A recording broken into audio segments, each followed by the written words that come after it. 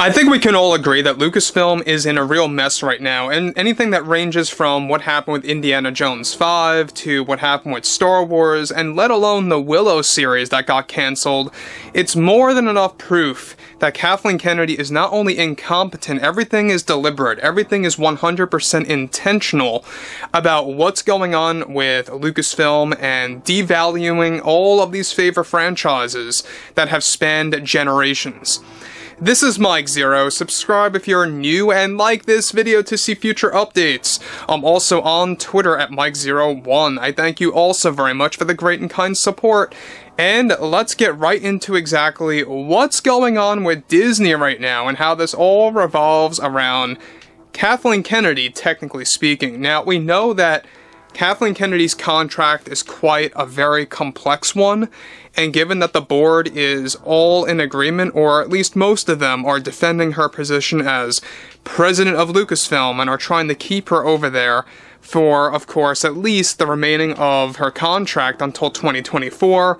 There's a lot of other board members that really want to get her out and to get her fired, and have been really just calling her out against the other board members and really trying to just get somebody else in there, as they do have multiple candidates on standby to take over. One of the top of the list, of course, is Dana Brunetti. Now, on top of this, what's interesting has a lot to do with this Kathleen Kennedy purge plan that is now moving forward, that was initiated by Bob Iger and approved by the board, as most of them actually do agree that this is the best that they could do to stabilize Lucasfilm. Let's get into the specifics. Now, with Bob Iger and the board now moving ahead with their cost containment plan, one major strategy they have, of course, for Lucasfilm has much to do with Kathleen Kennedy and a specific purge plan that is now going into full effect that will happen progressively over time.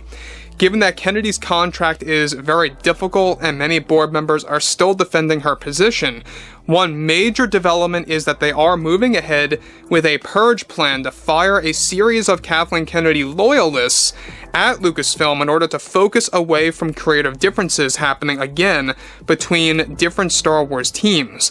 Given that each project has its own team of cast, crew, and yes, even creators, with the entire Star Wars slate now getting reworked, including The Mandalorian Season 4, reportedly getting crafted into becoming a movie instead. This is just a conversation happening, by the way.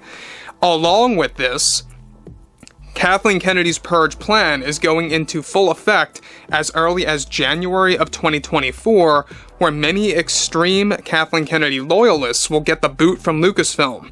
This includes co-writers, executive producers, and more related to the Lucasfilm story group itself, in a desperate attempt to preserve Lucasfilm, as it hasn't failed enough yet for Disney to consider selling off Lucasfilm. Now guys, let me stop here for a sec before I get to the next big piece. Now, the problem that I have with this is that this is a poor attempt at really kind of improving Lucasfilm. If you ask me, this is not going to do a thing, because you still have Kathleen Kennedy there, you still have Leslie Headland running the show with The Acolyte and The Acolyte spin-off, but more on that in a second. The problem with purging and firing Kathleen Kennedy loyalists, it's not going to be enough for this specific reason. As long as Kathleen Kennedy's there, this is going to continue to tarnish Lucasfilm further and further. And I don't think Bob Iger and the Disney board get that. The fact that they are basically doing whatever that they can to stabilize the company, to at least maybe convince the general public that they are doing technically something to further enhance Star Wars, I don't think it's going to do a thing. Now, when you look at stuff like this is probably the worst way to go about, stabilizing Lucasfilm, or pursuing to let the general public know in the near future that they are looking to change up the company or clean up house over at the company.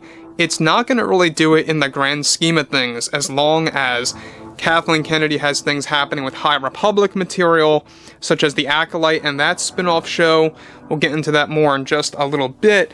But everything happening between Iger right now, given that he's getting so much heat by the general public, by a lot of Hollywood studios out there, by a lot of celebrities. I mean, even the She-Hulk star has been calling out Bob Iger. I mean, that's how big of a mess he really is in. I mean, he just keeps doubling down, he keeps lying to everybody, he keeps saying how they're so overly confident about where Disney is heading for the remainder of 23 leading into next year.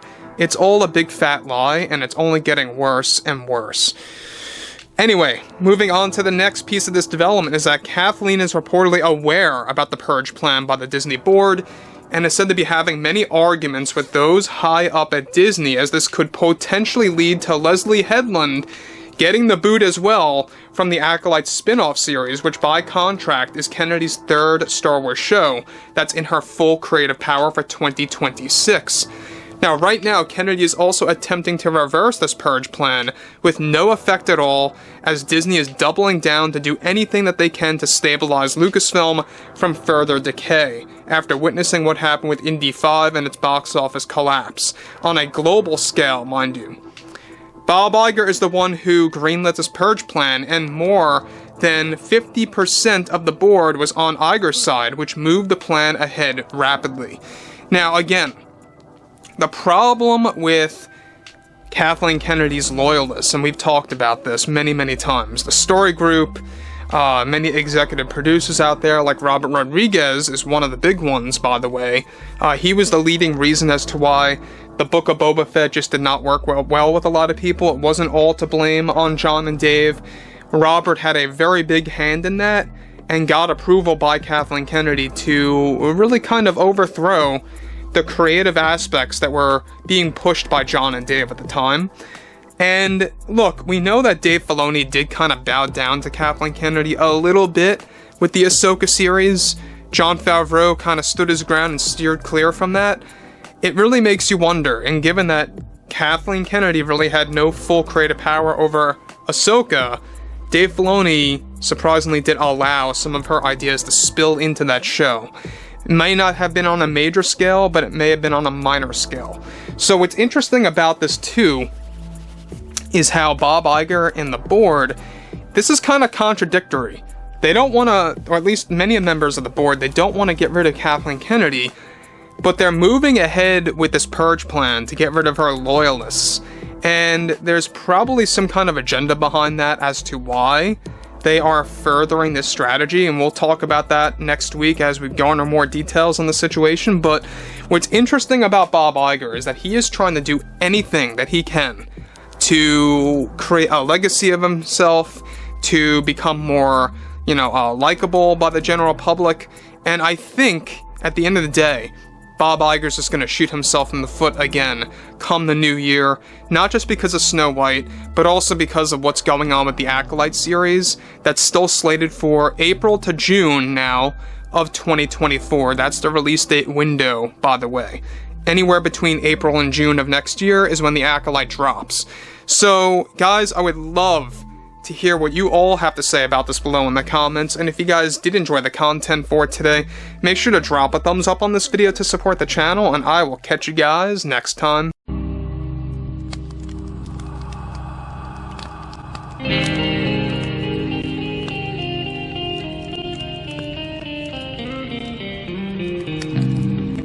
in hand, we are alone again, no hiding on one. From night to moon, we hear them moans again, no